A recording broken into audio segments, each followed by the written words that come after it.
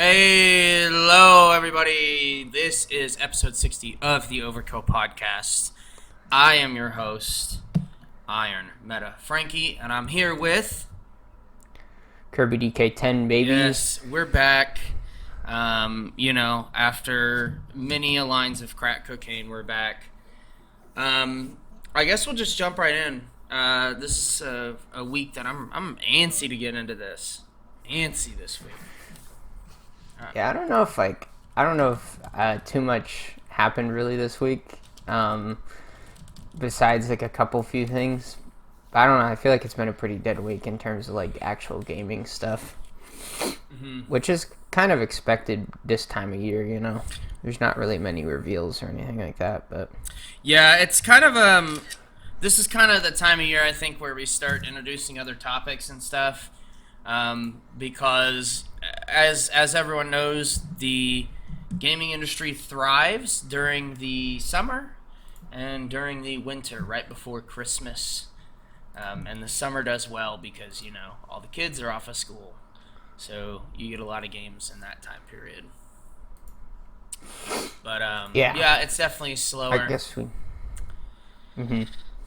Yeah, I guess we can just hop right into it. Last week we did talk about this, but finally we got the showcase for Rainbow Six Fucking Siege. cats! Holy shit. They're going crazy in here. Did you hear that? Yeah, I heard that. Holy shit. Alright. Sorry, folks. Goodness. I guess we'll leave that in. That's kind of funny, huh? Alright. Yeah. Well, we talked about Rainbow Six Siege X last week and how it was going to be revealed this week. So, of course, the reveal went pretty smoothly. Basically, what they showed off was sort of an upgrade to the Siege engine, making the game look a little better. I'm sure I think they've added like ray tracing and other stuff like this. And newer technologies that have come out since 2015. I think the game already had DLSS, so it did have some of like the newer features already in it. But besides this, they're having an audio overhaul. They're adding a communication wheel, so that way you can like ping out, different locations with different markers. Rappel, you can now basically what they showed, in the trailer before, you can rappel and then sprint horizontally. Ooh. Which is cool. Alright. And you can also maneuver around like buildings, like the corners of buildings. Oh, whoa. So now you don't have to go all the way down and then rappel up again, which is nice. They added weapon inspects, and then whatever. And then they added a pick and ban system where I believe every round you'll be able to pick or ban or you'll be able to like pick and ban an operator before the round starts, and this is only in ranked. So basically between rounds you can ban different operators, which is kind of interesting because it'll let's say last round they did really good on Kaid, so you can just ban that operator this round if you wanted, which is cool. And then they also are adding new tutorials for like new players and such. Super based. I think the things that I'm most excited for in this, if I may, is I'm excited for, it seems like this is a direct upgrade to addressing a lot of the jank that Siege suffers from. I guess some of the like the ugliest parts of Siege to me are the ones that don't make sense. Like, why do you have to rappel all the way down to the bottom and then re-rappel to go around a corner? Or why is it so janky to, like, get off of a wall, like, to get out of a rappel onto the floor? Why does, like, whenever you vault, are you, like, locked into this strange animation that just feels a little off? It seems like some of that stuff will still exist, but it seems like they're really trying to address like just how old the game feels. And to me, Siege felt old back whenever it came out because of how like strange the mechanics feel. Can you get used to them? Yes, but like they were always there for me, and I always I never got fully immersed because of those strange mechanics. Yeah, I do kind of agree with you. I remember trying it out back in 2015 whenever I first got my PC. And yeah, it was brutal. It felt, to me, it always felt, especially like before I really got into it with you and our other friend, it was very much, it felt like a Xbox 360 game that had been ported to the PS4 and the Xbox One and PC, and not like a fully next gen game. But hopefully with these features, it'll feel smoother. Yeah. But yeah, I mean, other than that, they also showed off this dual front mode, which is you can basically pick defenders or attackers, and it's a respawn mode where you just respawn, and it's going to be good for warming up, I'm sure. Other than that, though, I don't really see much use in that. I think people have always wanted a TDM mode in Siege, and this will be good. So how does that work? So do you spawn inside? Yeah, I think it's like an arena that's not destructive. Oh, so it's its own map. Okay. Yeah. Okay. Yeah, I think it's on its own map. But yeah, other than that, I mean, that's basically it for Siege.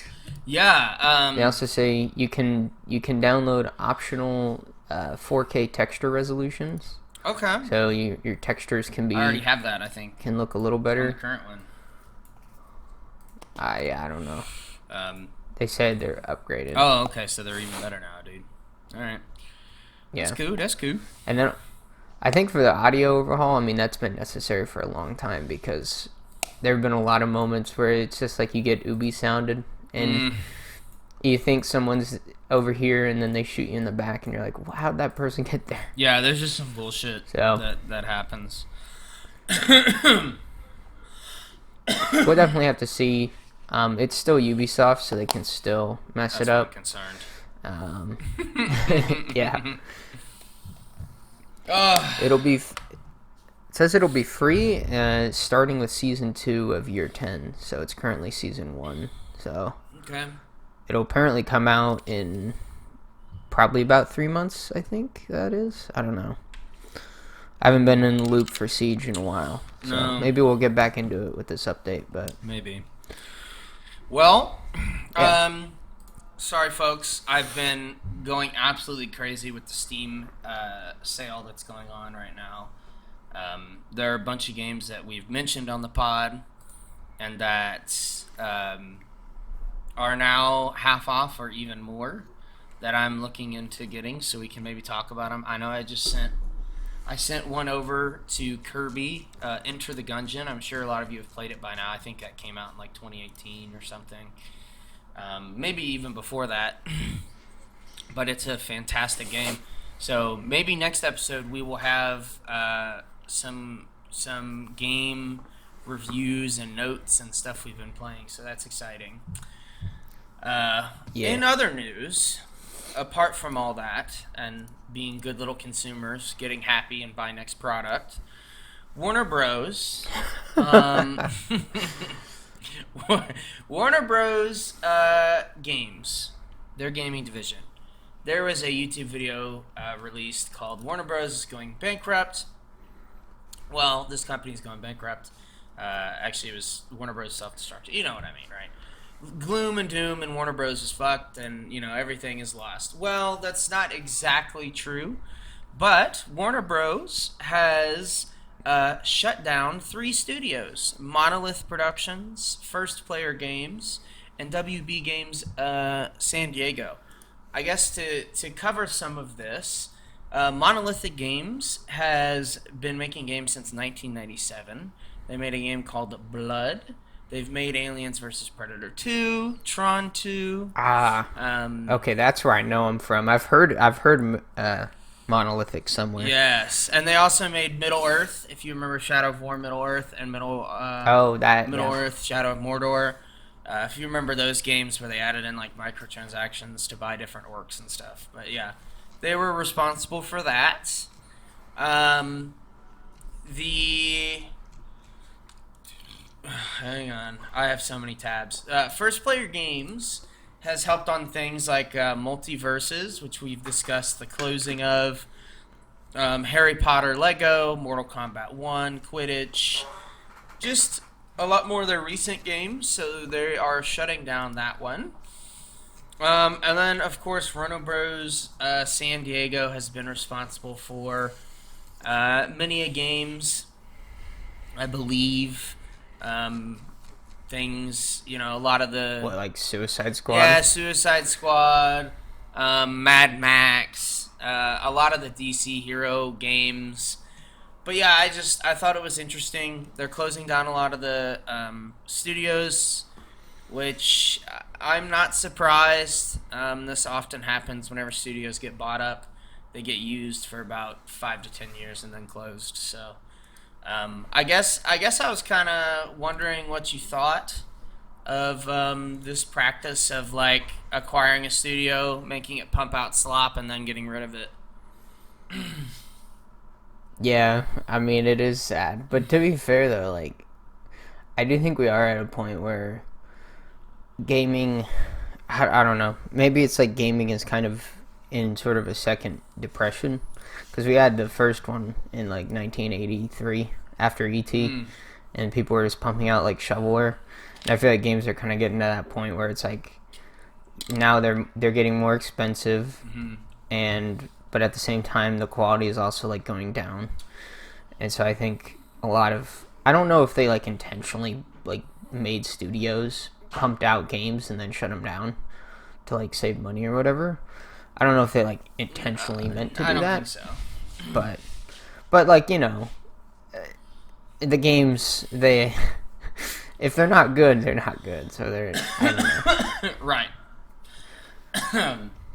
Make better games, and also I don't know how you feel about this practice, but like I hate companies that have like 7 development studios and they'll put them all on one game.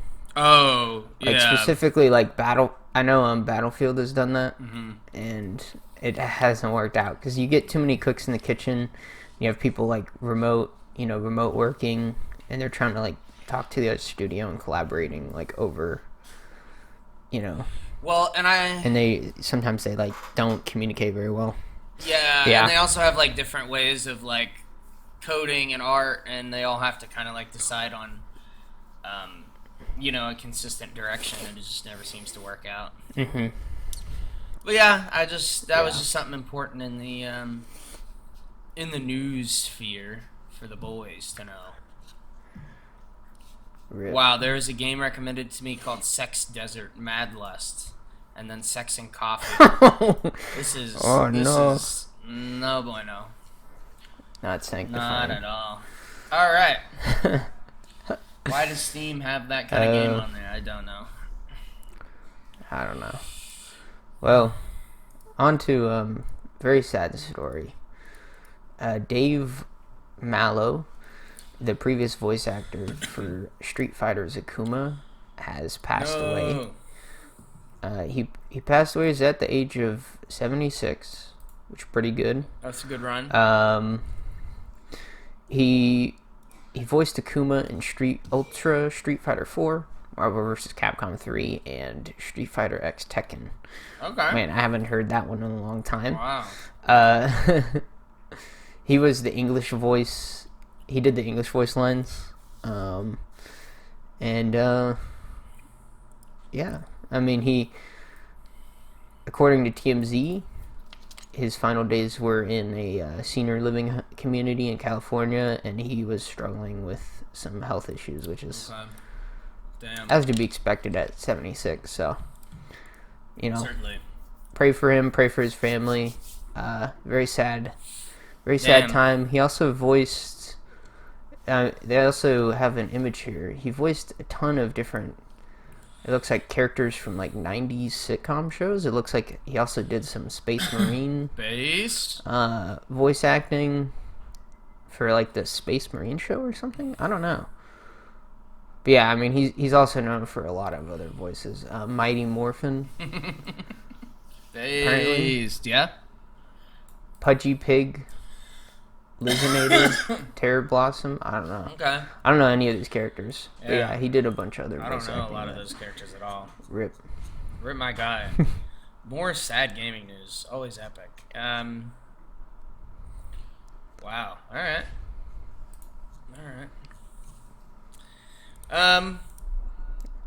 Well, on that news of people not able to leave their franchise and let it rest in peace, Kathleen Kennedy was rumored to be leaving Star Wars, Disney Star Wars. Everyone rejoiced. Everyone said, "This is it. This is how we get good stories anymore that aren't based on identity politics." But no, she decided she was going to stay, and everyone is sad again. Are you up to date on the Kathleen Kennedy? I am actually a little bit up to date. I haven't followed like Star Wars really at all, but I do know, I actually do go outside. So my workplace, that's scary. At my workplace, it was so funny because like the day that it was announced that she was leaving, like people at my workplace were like, "Yo, did you hear Kathleen Kennedy's leaving?" And it's wow. Like, they were all rejoicing. Shit. And by the way, like where I work is very diverse, and there's a lot of like left people, people who lean maybe like center left to like more middle left, I guess. Just depends.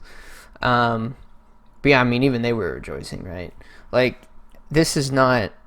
The woke stuff, I think, is, like, finally over. Mm-hmm. And I think we're going to finally see some actual good changes. Hopefully. Okay. But apparently, I guess she's not. Is she not leaving? Yeah, She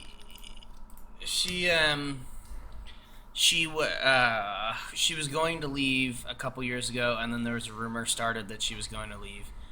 Turns out all those rumors were fake, and she's still staying. And I would just like to point out that her leaving really wouldn't fix anything, because it runs deeper than just the boss.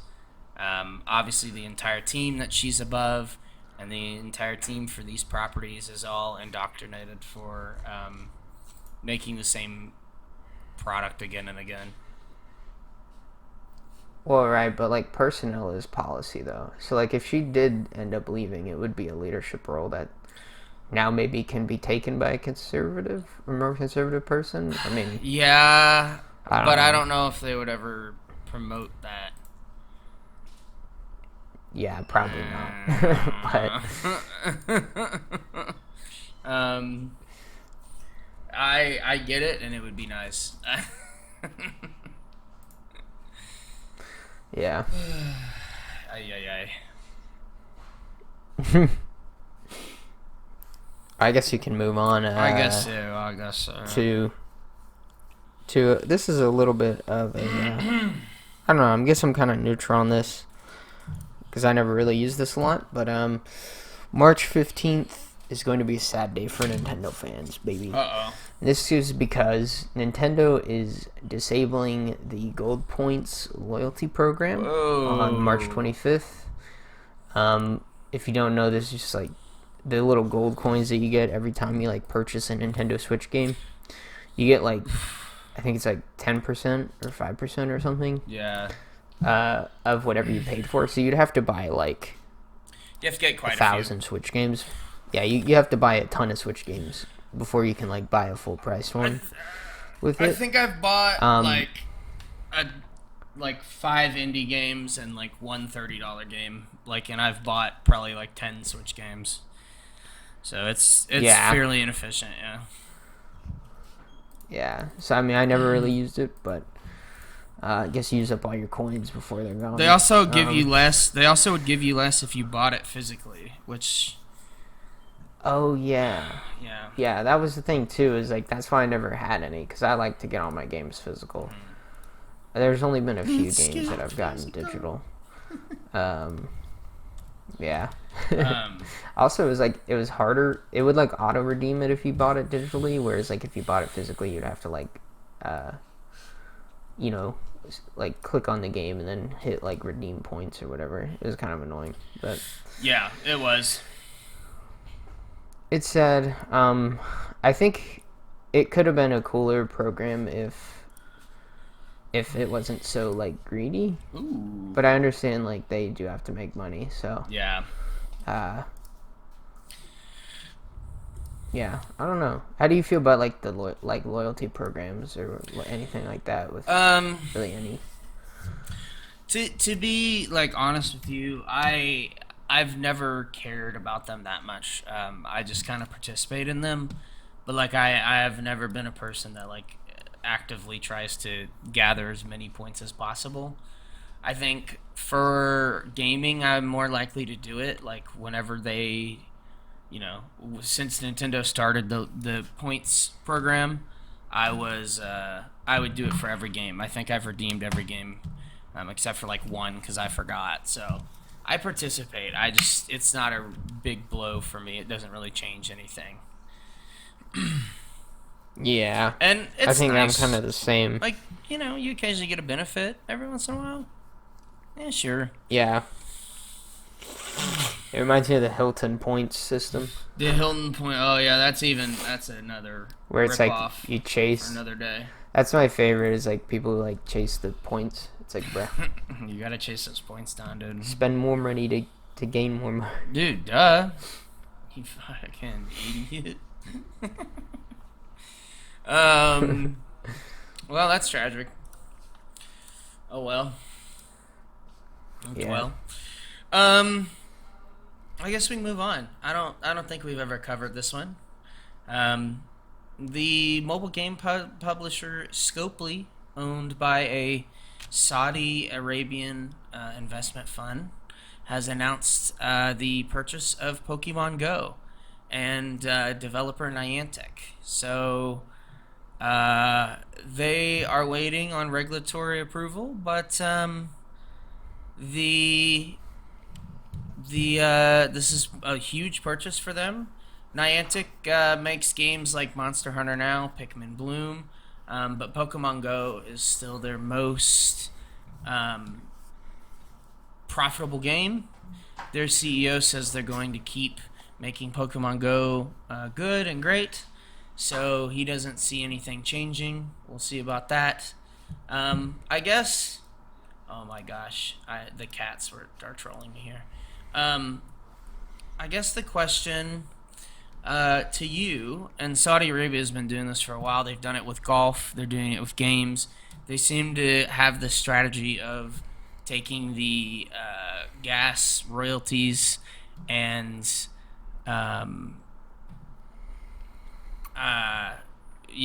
buying sports and games as a way to kind of redirect a lot of the civil rights abuses that go on. There's a term called sports washing, which is where they're trying to kind of like buy entertainment, so you stop paying attention to all the bad stuff. And I'm just curious on what your take is on all this.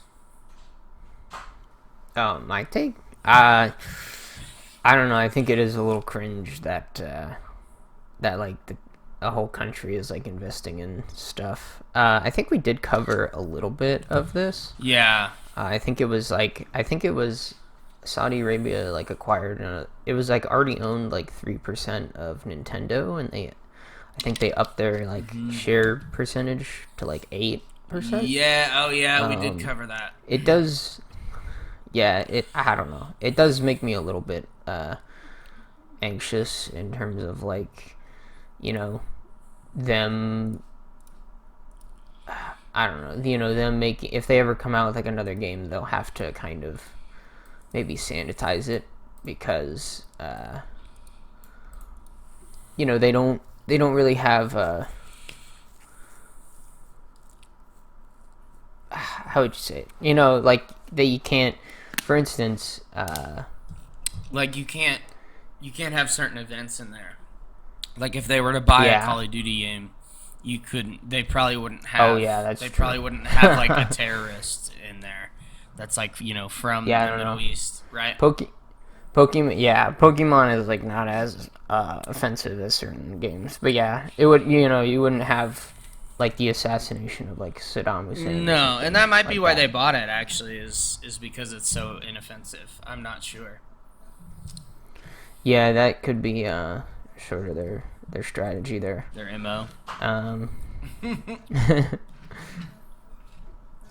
Also, like if they bought a certain game studio that wanted to like depict Muhammad or something, Oh, yeah. You can't depict Muhammad in Saudi Arabia as Muslim, so they would be like, Alhamdulillah, and they wouldn't let you do that. Exactly. Well, that's a beautiful note. Yeah, I just think it's interesting. They're kind of acquiring everything. Yeah. I don't know. Golf has changed quite a bit since their acquisition as well. Yeah, just odd stuff. Yeah, a little bit of a shorter episode, I guess, but yeah, it is. sometimes I like the shorter episodes. I think they do better on YouTube anyway. But well, maybe next week we will have a short episode as well, because I have some games that I want to talk about, I want to cover, and maybe you would like to play these games as well. But we've got a lot of juicy stuff here. yeah, is Enter the Gungeon co-op?